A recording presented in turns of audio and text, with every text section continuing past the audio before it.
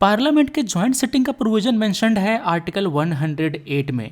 ये तब बुलाया जाता है जब एक डेडलॉक हो जाता है लोकसभा और राज्यसभा के बीच में।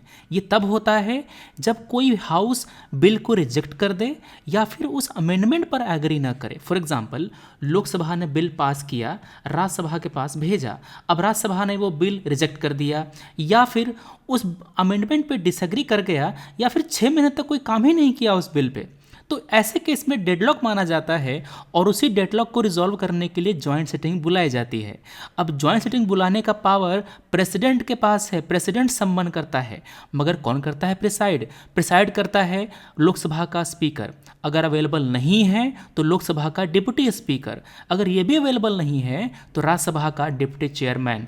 किसी भी हालत में राज्यसभा का चेयरमैन इसको प्रिसाइड नहीं करता। अब बात यह है कि सर अगर दोनों हाउस मिलेंगे तो किसका रूल चलेगा? लोकसभा का जो रूल ऑफ प्रोसीजर है वो अप्लाई होता है जॉइंट सिटिंग के केस में, और जितने भी मेंबर बैठे हैं लोकसभा राज्यसभा दोनों को मिला करके उनका सिंपल मेजोरिटी लिया जाता है। जॉइंट सिटिंग के जरिए केवल ऑर्डिनरी बिल ही पास किए जा सकते हैं।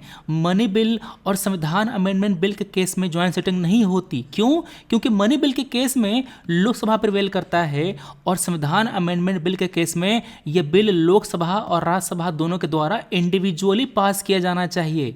इसीलिए इन दोनों केस में जॉइंट सिटिंग नहीं होती। अब 1961 में डाउरी प्रोहिबिशन बिल, 78 का बैंकिंग सर्विसेज बिल और 2002 का पोटा बिल, इनको पास किया गया था जॉइंट सिटिंग के जरिए। अब एक क्वेश्चन सॉल्व कीजिए। कह रहा है कि जॉइंट सिटिंग को कौन प्रिसाइड कर सकता है?